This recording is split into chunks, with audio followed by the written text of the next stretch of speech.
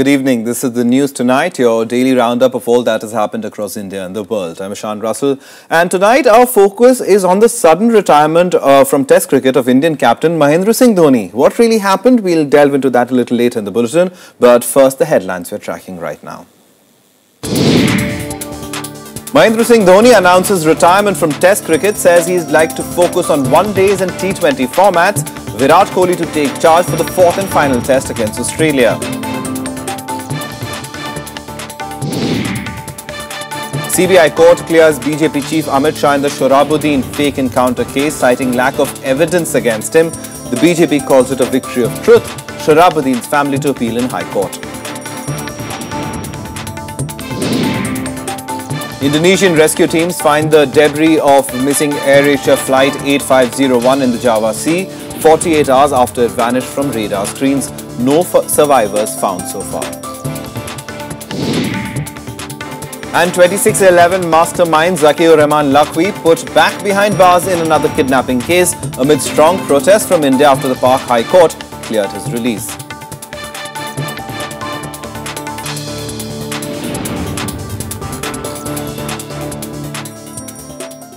All right, the big news, of course, across the country today is the sudden retirement of Mahendra Singh Dhoni as Test captain with immediate effect. Now, the stunning announcement came after India drew with Australia today in the third test at the Melbourne Cricket Ground. BCCI claims Dhoni wanted to quit one of the formats. The board said it's a well-thought-out decision to allow Dhoni to retire from Test. Not other information has come through, just this much from the board. Meanwhile, all other cricketing legends, of course, poured in praises for Dhoni's career as a Test captain, as well as a Test player, as well as an all-rounder. In fact, as his wicket-keeping performance also was quite a stellar performance. So a great loss for Indian cricket, but a decision that has come mired in a lot of controversy and a lot of mystery.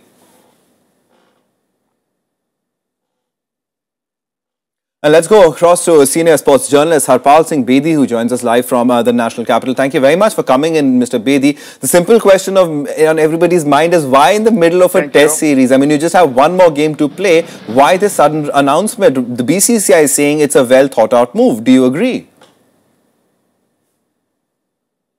Definitely it is not well thought out. It is extraordinarily intriguing decision. And if BCCI says that it is a well thought of it, then they have to explain why they have allowed Dhoni to leave this captaincy or retire after third test. It sounds ridiculous. I think there is more to it than meets eye.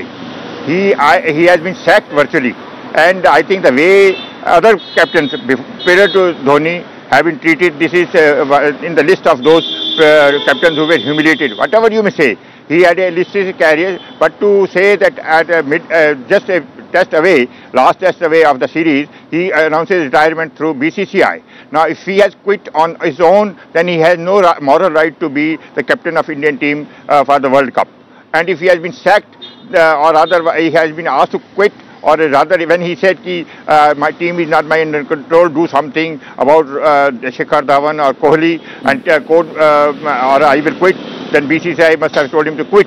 So, problem in any case is, unless he opens out or BCCI tells you why he has retired at this juncture, when there was no serious problem with him, and he could have easily said, okay, after the fourth match, I'm retiring. But if he has been asked, if he has voluntarily quit, then he has no business to be the captain of the World Cup. And if he has been sacked, then he continues as a captain for the World Cup, will have a demoralizing effect on the team. All right, but Mr. Bedi, all's not well in the Indian dressing room also. I mean, we've heard about that spat between Virat Kohli and Shikhar Dhawan. And as far as the Indian team's preparation for the World Cup, that's just now a few months away, it seems the defending champions are going in on a sticky wicket.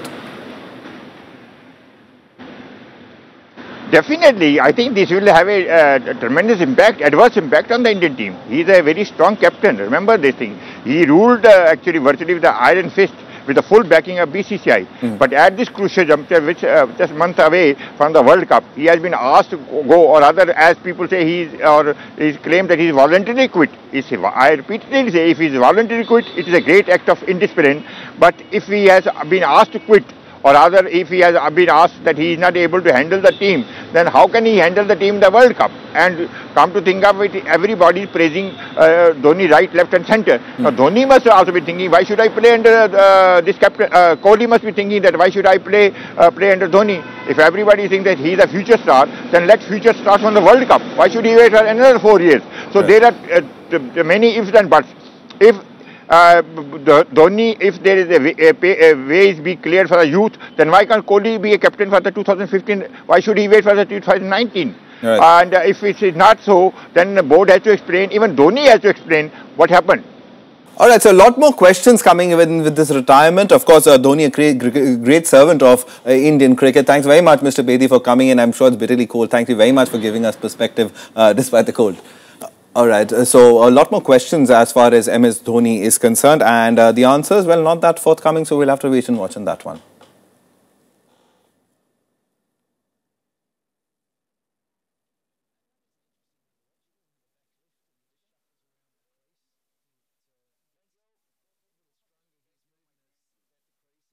All right, moving on now, there's a relief for BJP President Amit Shah as he got a clean chit from a CBI court today in the Shorabuddin Sheikh fake encounter case. Shah was greeted with garlands and fireworks by BJP workers in Delhi after the court's decision. While the BJP called it a vindication of its claims on the matter, opposition parties raised questions on the CBI's credibility once again. It came as a big relief for BJP President Amit Shah when a special CBI court acquitted him in the Sohrabuddin Sheikh fake encounter case. The CBI had accused Shah of conspiracy to kill Sheikh and his wife a decade ago in Gujarat. The state police had claimed that Sheikh had links with terrorist group Lashkar-e-Taiba. Amit Shah had to quit from the post of Gujarat's Home Minister in 2010 after he was arrested in the case, only to be exonerated on Tuesday. The court has accepted our contention that Amit Shah has been framed politically in this case. This is the first major exoneration by the CBI after its new boss Anil Sinha took charge. His tenure follows Ranjit Sinha's tainted term, which ended on a controversial note too. Now the agency has been facing questions over its credibility. After its clean chit to Amit Shah, opposition parties raised doubts if the CBI was used for political benefit in this case. CBI का मामला शक के दायरे में है। सरकार CBI पे दबाव बनाकर इस तरीके के फैसले करा रही है, ये दुर्भाग्यपूर्ण है। Obviously, there's been influence on this, so the case should be taken up to a higher level, and the justice must be done. However, the BJP is celebrating the verdict and claiming vindication of its stand on Amit Shah's role in the case. We are extremely elated that the truth has prevailed finally, and Mr. Amit Shah has got the kind of a court order that he deserved. Court का जो मामला है उस पे हम लोग को इंतजार करना चाहिए था। इससे पहले लोग इतने ज्यादा जो है उछल कूद के बोलते थे, ये ठीक नहीं हुआ ना। अभी कोर्ट का जो निर्णय है उसको हम लोग मान्यता देकर के इज्जत देना चाहिए। With this order, Amit Shah is a free man and does not have to face any trial. The case against him of criminal conspiracy to commit the fake encounter stands dropped. Sohrabuddin Sheikh's brother said that he would challenge the order in the Bombay High Court. Bureau Report, Rajya Sabha TV. The picture is still not clear as far as government formation in Jammu and Kashmir is concerned. Now, even as the Congress advised the PDP not to hurry into a decision, the latter had suggested on Monday that it was open to an alliance with the Congress and National Conference. But the BJP, though, claims that there can be no government without its participation. So it's pretty much a hung situation over there.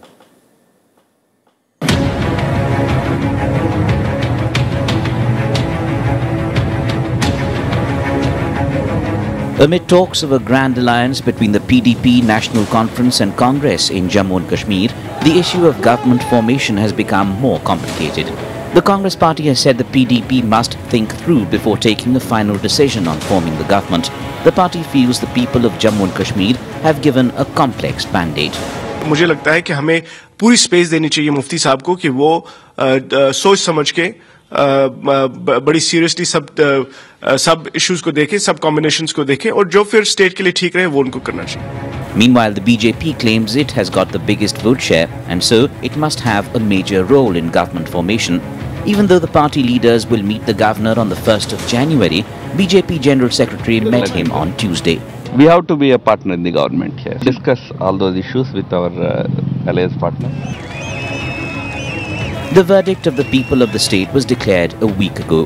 PDP emerged as the single largest party, winning 28 seats, while the BJP was a close second with 25 seats. The PDP and BJP need to find a lot of common ground, while the NC and Congress have announced unconditional support to the PDP. Shyam Sundar's report for Rajya Sabha Television. Now, Home Minister Rajnath Singh today chaired a high-level meeting to discuss the internal security situation. The interministerial meeting took stock of the prevailing security situation in the country ahead of US President Barack Obama's visit to India to attend a Republic Day parade. The meeting was attended by Defence Minister Manohar Parrikar, Army Chief General Dalbir Singh Sohag, National Security Advisor Ajit Doval and chiefs of intelligence agencies. The meeting also reviewed the recent violence in Assam and the blast outside a restaurant in Bangalore on Sunday. The Platinum Jubilee session of the Indian History Congress came to a close today. Eminent historians from India and abroad participated in the three-day-long sessions. Historians stress on the significance of history for contemporary knowledge. Many of them cautioned against believing history that is not supported by facts. International historians lauded the role of Indian leaders in the freedom movement, especially the country's first Prime Minister, Pandit Jawaharlal Nehru. Those who are in the political establishment should restrain themselves and should not make statements which make us the laughingstock of the whole world. Besides, creating divisions and communalizing history. Nehru had many dimensions of his personality. His role was as a freedom fighter inspired generations in the subcontinent, including Pakistan. Let's now get you all the other national news and updates nationwide. Dense fog enveloped Delhi on Tuesday, delaying nearly 90 trains while 6 were cancelled. The national capital recorded a minimum temperature of 4.5 degrees Celsius, with visibility dropping to below 50 meters. The dip in temperatures is due to snowfall in the Himalayas. The Met Department has predicted a clear sky on Wednesday, with maximum temperatures at around 20 degrees Celsius. Sharda Group Chairman Sudeep Sen has been admitted to the Alipur Jail Hospital on Tuesday due to health problems. He's been kept under observation. This is the second time that Sen has been admitted in the jail hospital. He was arrested in the multi-crore Sharda chit fund scam. Italy's foreign minister said on Tuesday that his government will see if one of the Marines accused of killing 2 Indian fishermen in 2012 is fit enough to return. The foreign minister is hopeful of positive results from his Indian counterpart in the case of the Italian Marines.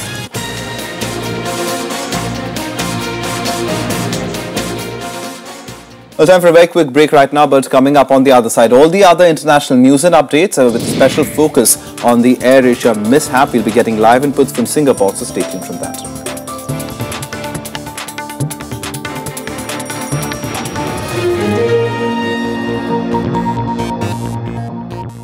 Welcome back. This is the news tonight. Now, Indonesian rescue teams today located the debris of missing AirAsia passenger plane 8501. As search operations for the plane entered the third day this morning, a helicopter team spotted debris and even some dead bodies floating in the Java Sea off the coast of the Kalimantan island of Indonesia. Here's more.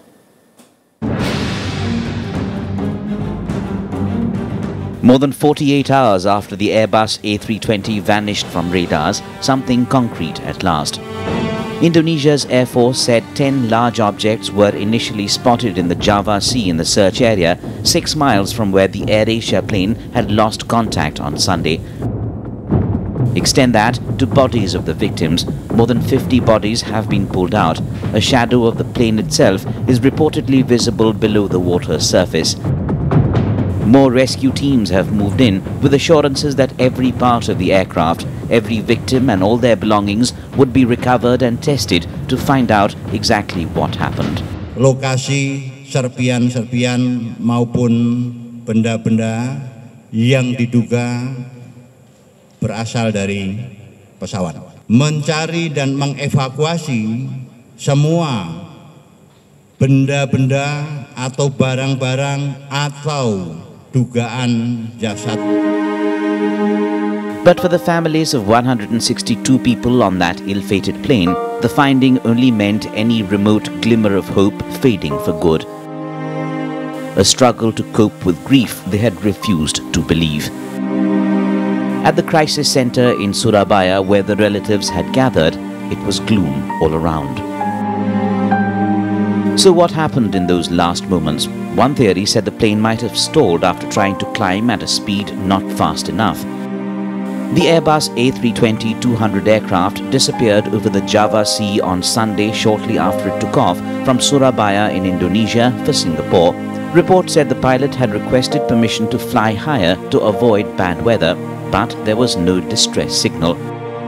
Officials say reasons for disappearance will be a central aspect of the probe amid sharp criticism from global aviation and safety experts. Earlier this year, Malaysian Airlines flight MH370 had fallen off the radar over the Andaman Sea, not far from where the AirAsia flight vanished.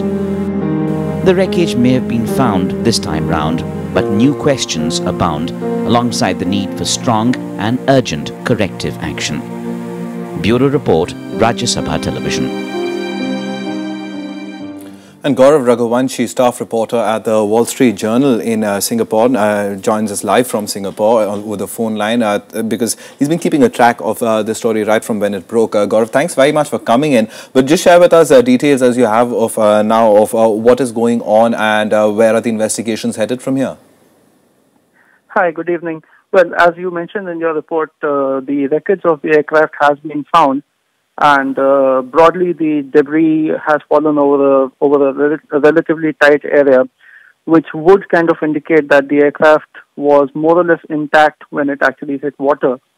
So this would be a relatively easier investigation because the waters even there are only 25 to 30 meters deep, and divers can quickly go down and locate the aircraft when they actually pick out stuff that they need to bring up. So right now the focus is going to be to retrieve all the bodies or even look for any survivors.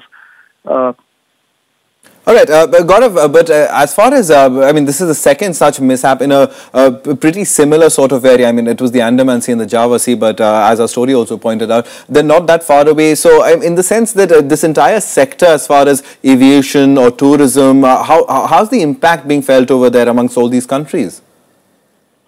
Well, typically after an air disaster, you do have a temporary impact and people feel a little scared to travel. So you would see a bit of the discretionary, the tourism kind of a travel falling off.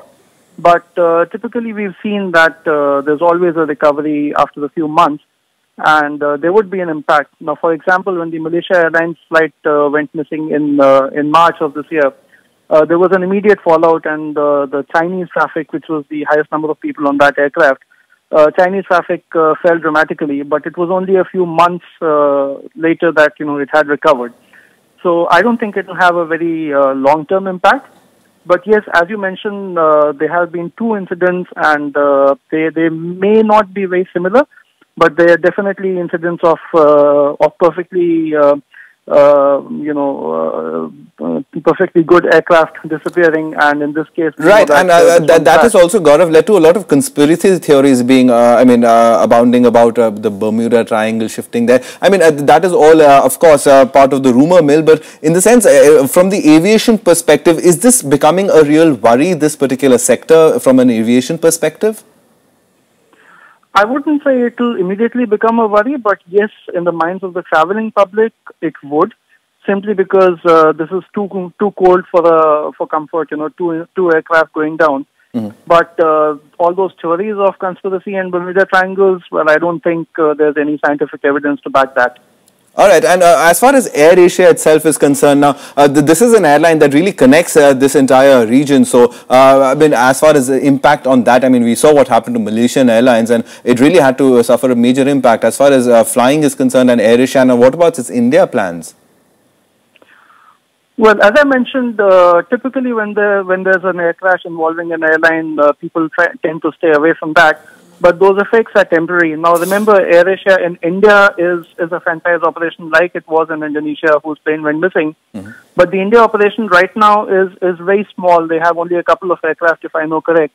and they connect about 5 or 6 cities. So I wouldn't really imagine that they'll have any major impact on their India operations. But yes, there is a possibility that some people might want to stay away from that brand temporarily.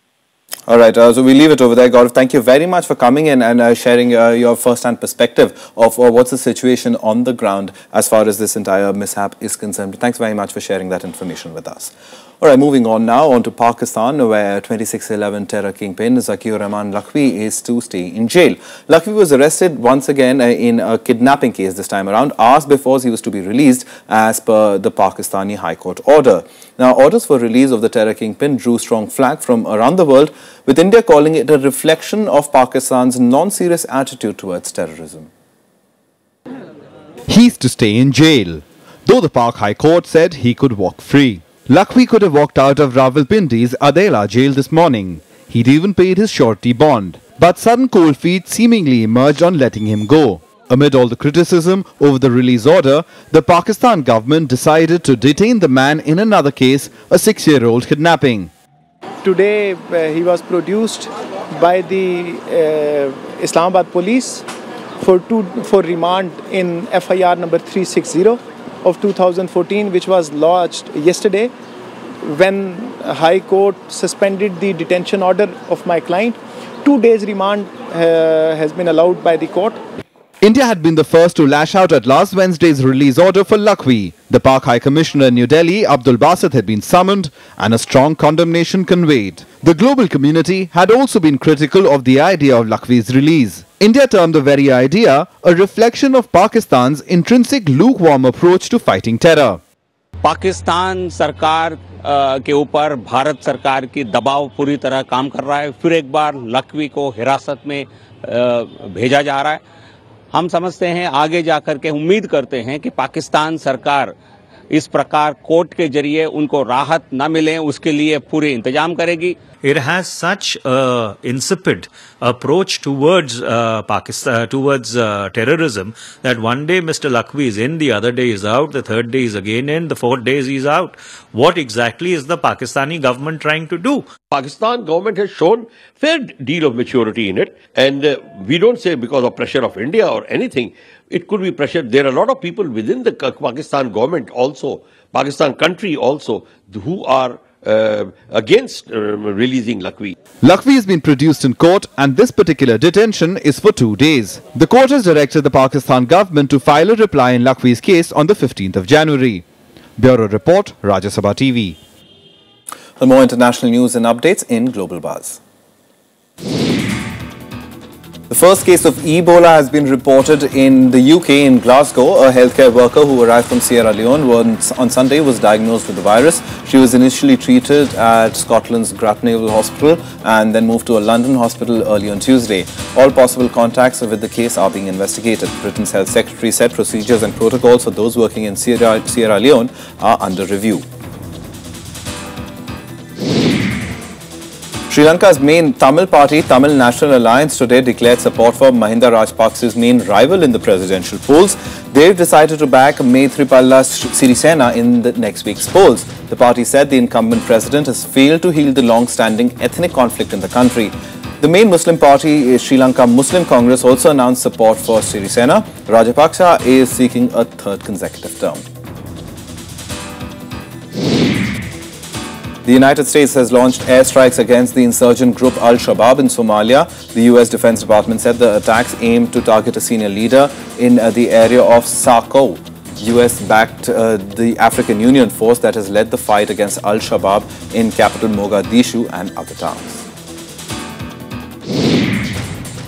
A special Bangladesh court today sentenced top Jamaat-e-Islami leader to death for war crimes committed against Pakistan in 1971. ATM Azharul Islam has been found guilty by the International Crimes Tribunal. He is the last of the top Jamaat leaders being heard for such crimes. The verdict could be challenged in the Supreme Court.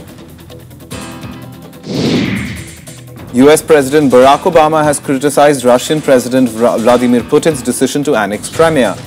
Obama said the economic crisis in Russia has proved that Putin's strategies were not so smart. Obama argued that international sanctions may have made Russia's economy particularly vulnerable to fluctuating oil prices.